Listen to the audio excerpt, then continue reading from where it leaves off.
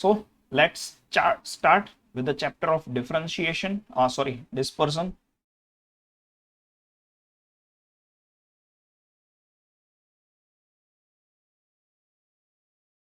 Unless and until you will not understand that what is dispersion, તમને ચેપ્ટરમાં મજા નહીં આવે. તમને છે ને કોક બીજી લેંગ્વેજનો માણસ હોય ને, મલયાલમમાં વાત કરતો હોય ને, એવું ફીલ થાય. To the best of my knowledge, જ્યારે તમે ડિસ્પર્સન, આના પછી હજી એક આવશે તમારે મેઝરમેન્ટ ઓફ ડિસ્પર્સન, પછી સ્ક્યુનેસ. તો unless and until you will not understand it what is skewness, આમાં તમને સમજાશે જ નહીં, મજા જ નહીં આવે તમને. પરમ્યુટેશન અને કોમ્બિનેશન, બેઝિકલી પરમ્યુટેશન શું છે ને બેઝિકલી સ્ક્યુને કોમ્બિનેશન શું છે નથી સમજાતું ત્યાં સુધી મજા જ ના આવે. So the basic thing is that dispersion એટલે શું. આને થોડું સાઈડમાં રાખીએ અને આપણે પહેલા મેઝરમેન્ટ ઓફ સેન્ટ્રલ ટેન્ડન્સી થી સ્ટાર્ટ કરીએ. See the chapters are interlinked. હું તમને બે ક્લાસ આપું છું. there is class 1A and there is class B. Class A માં 50 સ્ટુડન્ટ્સ છે અને ક્લાસ B માં પણ 50 સ્ટુડન્ટ્સ છે. પ્રેક્ટિકલી સમજો, બહુ મજા આવશે. જ્યારે તમને વસ્તુ સમજાશે ને ત્યારે તમને મજા આવશે.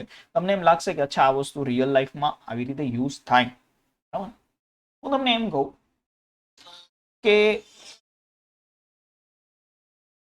ક્લાસ A માં છે ને હાઈએસ્ટ માર્ક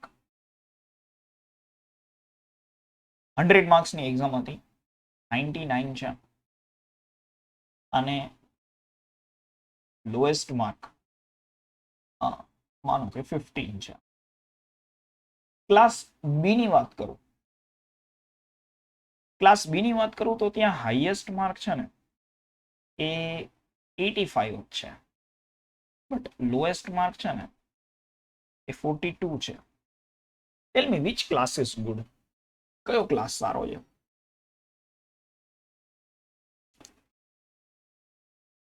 બી બી બી બી બી બી એ બી ફર્ધર બી બી બી બી એ. બે વોટ પડ્યા એમાં અને બાકી બધા બી માં, and B is right.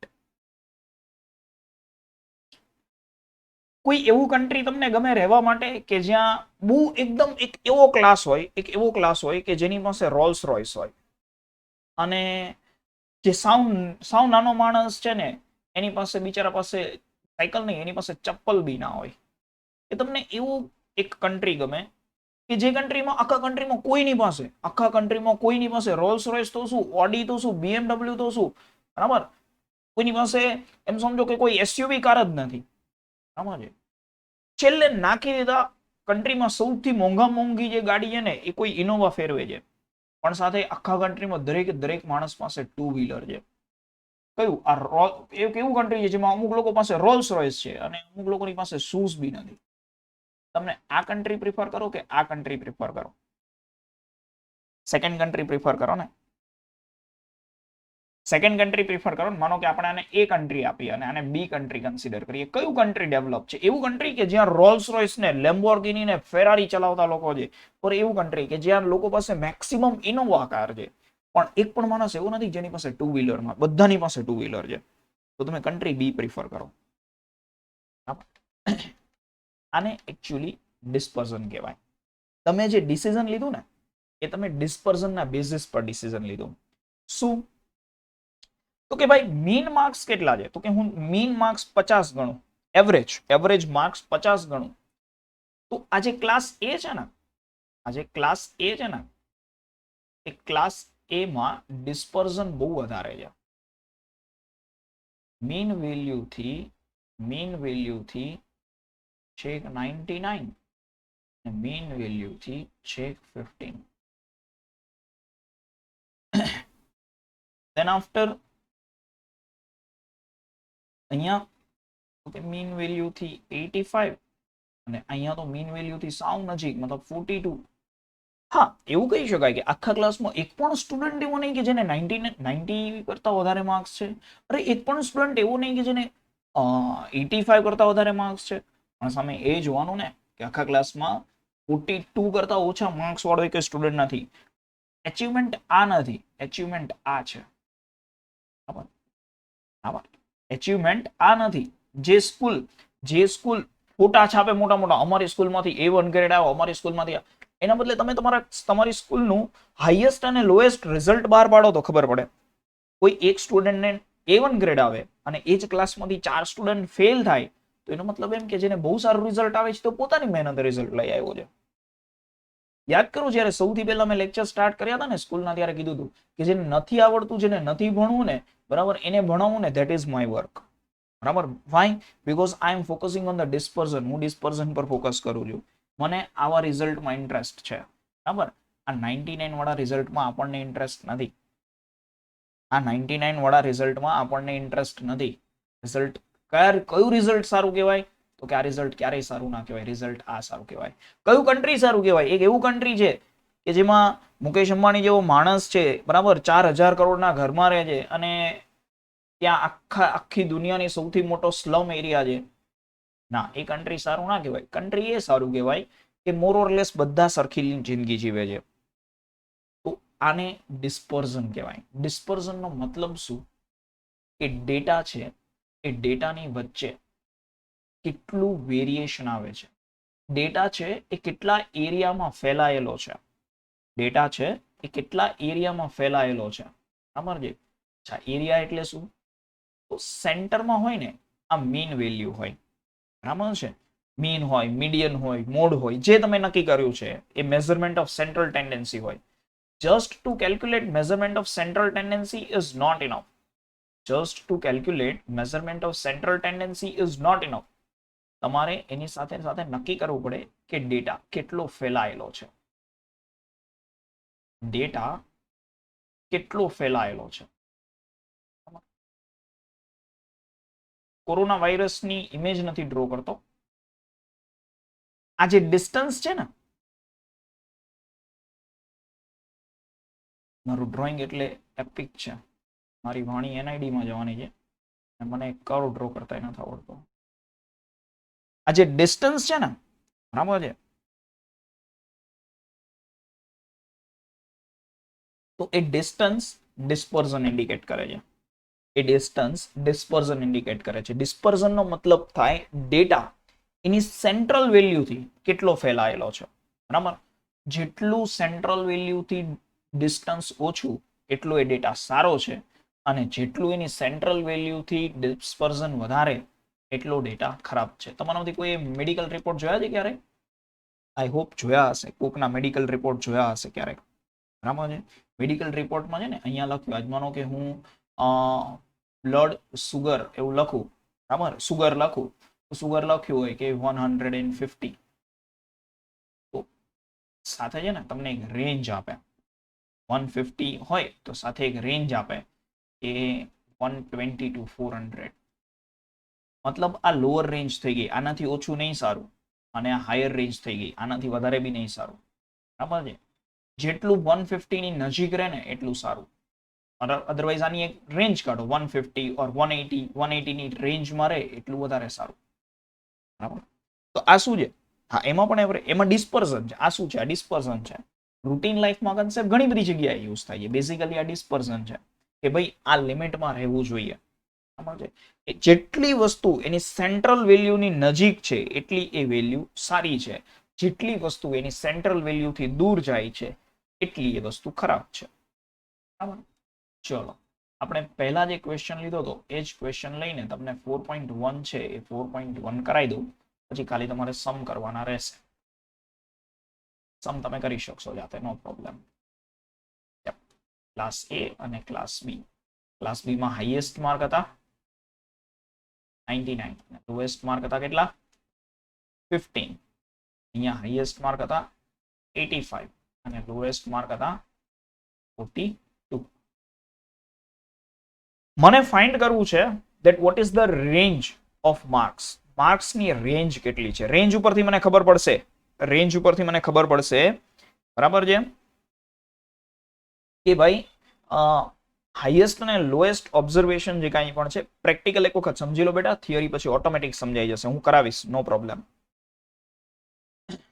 Vote is the range? તો રેન્જ મતલબ highest observation minus lowest observation. જે ડેટાની રેન્જ વધારે એટલો ડેટા ખરાબ. જે ડેટાની રેન્જ વધારે એટલો ડેટા ખરાબ. બરાબર છે. રેન્જ બને એટલી ઓછી હોવી જોઈએ. અહીંયા રેન્જ કેટલી થશે? 99 - 15. ચલો. So it is going to be 84. And here range equals to XH minus XL. So 99 minus, sorry, 85 minus 42. 85 minus 42. 43. બરાબર. સાથે તમારે coefficient of range find out કરવાનું આવે છે.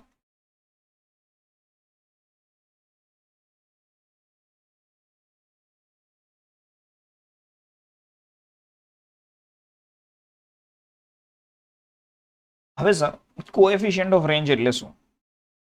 બરાબર. તો કોએફિશિયન્ટ ઓફ રેન્જ છે ને એ એક્ઝેક્ટલી આ તો શું છે કે તમે જોઈને નક્કી કરી લીધું. આ તો તમે જોઈને નક્કી કરી લીધું. બરાબર. માનો કે હું તમને એક એક્સ્ટ્રા એક્ઝામ્પલ આપું.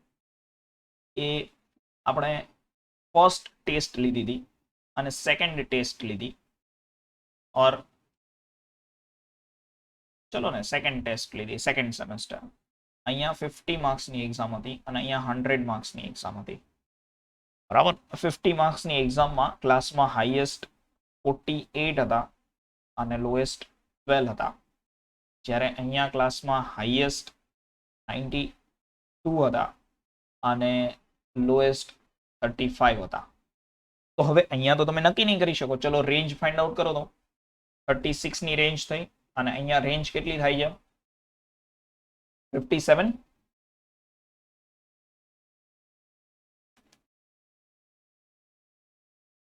રેન્જ કેટલી થાય છે? I think so 57. બરાબર. તો અહીંયા તમે કેવી રીતે નક્કી કરશો? રેન્જ મળી ગઈ. અહીંયા રેન્જ મળી ગઈ. પેલી તો બંને 100 માર્ક્સની એક્ઝામ હતી. Because both of the exams were of 100 mark, you are able to decide that yes sir this is good and this is not good. બરાબર. તો અહીંયા તમારે કોએફિશિયન્ટ, માનો કે ફર્સ્ટ ટેસ્ટ અને સેકન્ડ ટેસ્ટ, અહીંયા coefficient of range find out કરો તો તમને ખ્યાલ આવે. Okay, let's find out coefficient of range. Okay, anybody knows what is the formula for coefficient of range? યાદ છે કોઈને?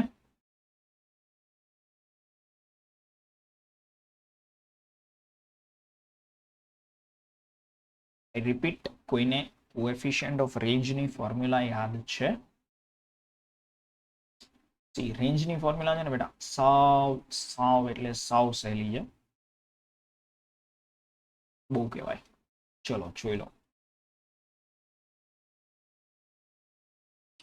Range upon XH plus XL. Okay, first ટેસ્ટમાં રેન્જ કેટલી છે? 36.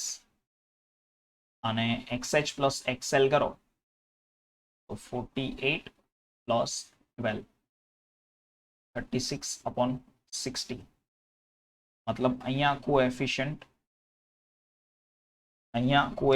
60% નહીં કે આપણે 0.60 કહીએ. નો પ્રોબ્લેમ.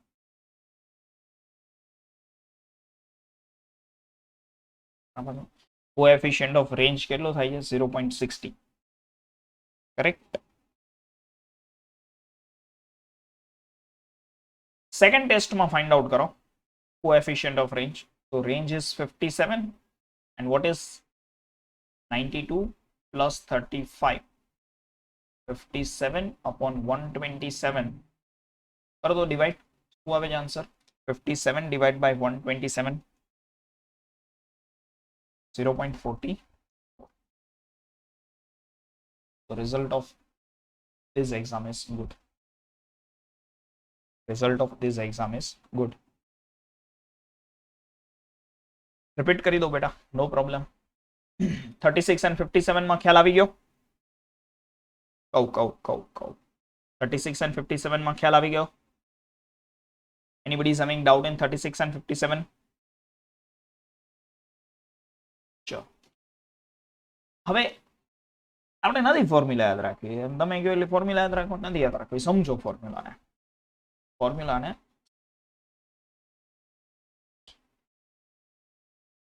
ડેટાની જે રેન્જ હોય ને, ડેટાની જે રેન્જ હોય ને,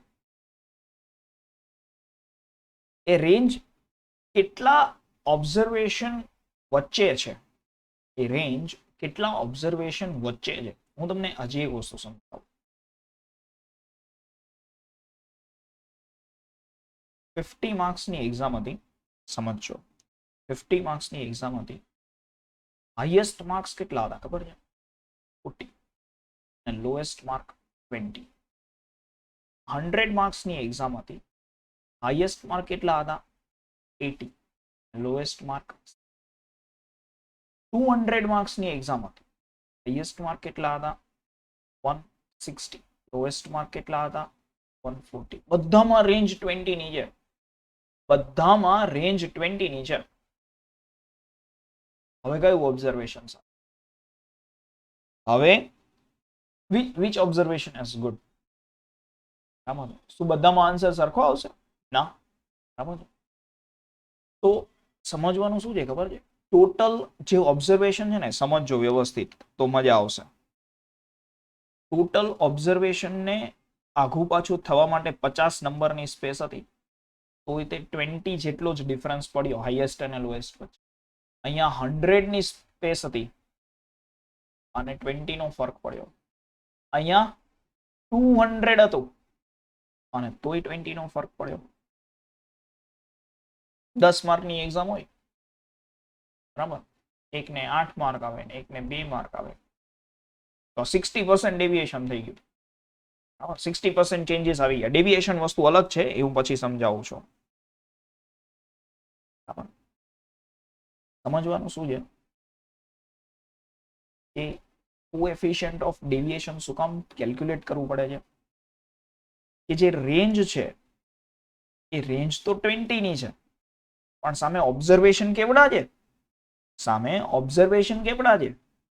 તો કે કોઈમાં હાઈએસ્ટ અને લોએસ્ટ ઓબ્ઝર્વેશન નો ટોટલ 60 થાય છે, કોઈમાં હાઈએસ્ટ અને લોએસ્ટ ઓબ્ઝર્વેશન નો ટોટલ 140 થાય છે, કોઈમાં હાઈએસ્ટ અને લોએસ્ટ ઓબ્ઝર્વેશન નો ટોટલ 300 થાય છે. ટોટલ 300 ની રેન્જમાં 20 નો જ ફરક પડ્યો. 140 ને પેલામાં 20 નો જ ફરક પડ્યો. 60 માં 20 નો જ ફરક પડ્યો. એટલે ખાલી રેન્જથી ઘણી બધી વખત તમે ડિસિઝન ના લઈ શકો, તો ત્યારે તમારે coefficient of range find out કરવું પડે. બરાબર. આજે માનો કે 500 માર્ક્સની એક્ઝામ હોય, કોઈને હાઈએસ્ટ 460 આવે અને લોએસ્ટ 440 આવે, તો 500 માર્કની એક્ઝામમાં બધા સ્ટુડન્ટ એક જ સિમિલર લાઇનમાં હોય તો એ કેટલી મોટી સક્સેસ કહેવાય. બરાબર. સમજવાનું શું છે કે જ્યારે તમે રેન્જ કેલ્ક્યુલેટ કરતા હોય તો સામે કોએફિશિયન્ટ ઓફ રેન્જ શું કામ કેલ્ક્યુલેટ કરવું પડે છે? તો આપણને એ ખ્યાલ આવે કે રેન્જની સામે ઓબ્ઝર્વેશન કેવડા મોટા છે. રેન્જની સામે ઓબ્ઝર્વેશન કેવડા મોટા છે. બરાબર. તો એના માટે આપણે કોએફિશિયન્ટ ઓફ રેન્જ કેલ્ક્યુલેટ કરીએ છીએ. કોએફિશિયન્ટને શું કહેવાય? કોએફિશિયન્ટને શું કહેવાય? This is a neutral amount. આ એક ન્યુટ્રલ અમાઉન્ટ છે કે જે તમને જુદા જુદા ઓબ્ઝર્વેશન માટે એક સિમિલર મેઝરમેન્ટ કેલ્ક્યુલેટ કરીને આપે. અગેન સમજાવી દઉં છું, સમજો. તમને રૂટીન એક એક્ઝામ્પલ સમજાવું. માનો કે તમારી એક સોસાયટી છે.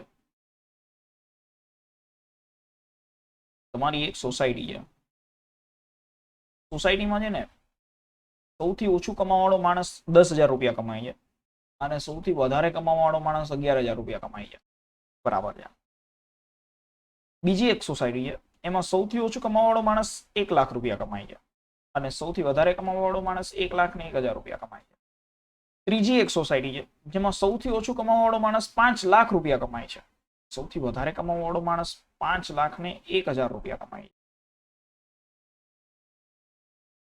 કઈ સોસાયટી એવી છે કે જેમાં ઇન્કમનું ડિસ્પર્ઝન ઓછું છે? તમને એમ થાય શું સર મસ્કરી કરો છો, આમાં 1,000 રૂપિયાનું ડિસ્પર્ઝન, આમાં 1,000 રૂપિયાની રેન્જ, આમાં 1,000 રૂપિયાની રેન્જ. પણ ના બેટા, એવું નથી. સૌથી ઓછી રેન્જ છે ને આમાં છે.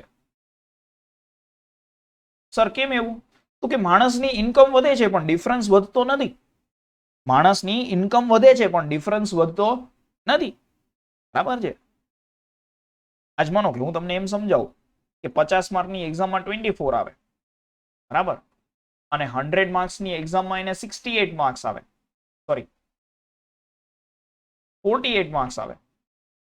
અધરવાઇઝ ચલો હજી આ ડેવિએશન થઈ જશે, આ તમને અત્યારે નહીં સમજાય, આ ડેવિએશનનો ટોપિક છે, લીવ ઇટ. પણ બેઝિક અહીંયા સમજાણું તમને કે માણસની ઇન્કમ વધે, માણસની ઇન્કમ વધે પણ ડિફરન્સ વધતો નથી, બરાબર છે. રેન્જની સામે ઓબ્ઝર્વેશન મોટા છે, રેન્જની સામે ઓબ્ઝર્વેશન મોટા છે. 1000 રૂપિયાની જ રેન્જ, 1000 રૂપિયાની જ રેન્જ, બરાબર છે, પણ સામે 5 લાખની ઇન્કમ હોય તો એટલો જ ડિફરન્સ. ઇન્કમની સિમિલારિટી શેમાં વધારે છે? ડિસ્પર્ઝન શું કામ કેલ્ક્યુલેટ થાય? તો કે લોકોની ઇન્કમની સિમિલારિટી, લોકોને લિવિંગ સ્ટાન્ડર્ડ સરખું મળવું જોઈએ. So that is the dispersion. આને ડિસ્પર્ઝન કહેવાય. ખ્યાલ આવ્યો પ્રોપરલી?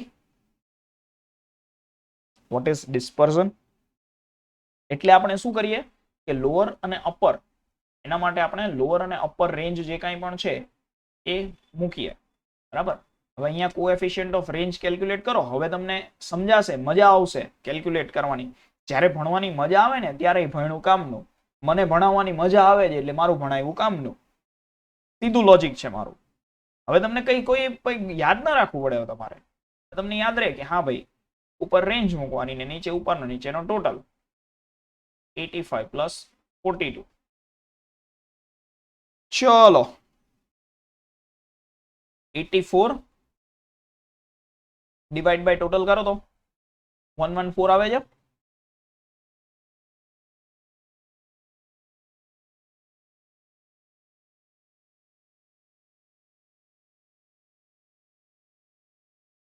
કાલે નહીં સમજાવું બેટા, બહાર નહીં જવાનું. મારે બહાર જવાનું હોય ને તો હું તમારે વિડીયો લેક્ચર જોઈ લેવાનો, બરાબર છે.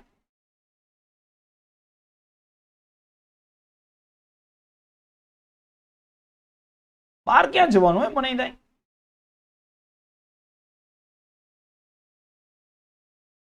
You can leave, no problem.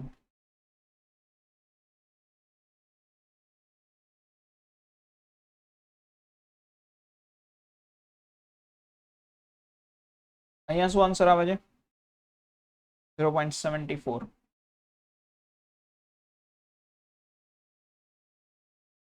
0.30. અહીંયા ડિસ્પર્ઝન ઓછું છે, બરાબર. આપણે કીધું ને.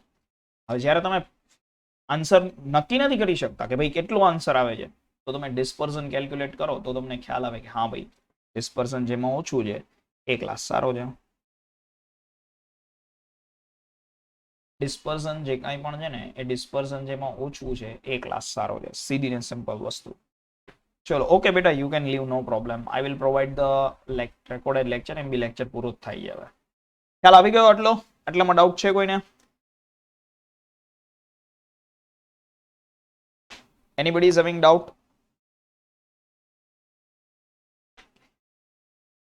ઠીક છે. 4.1 we will calculate by tomorrow.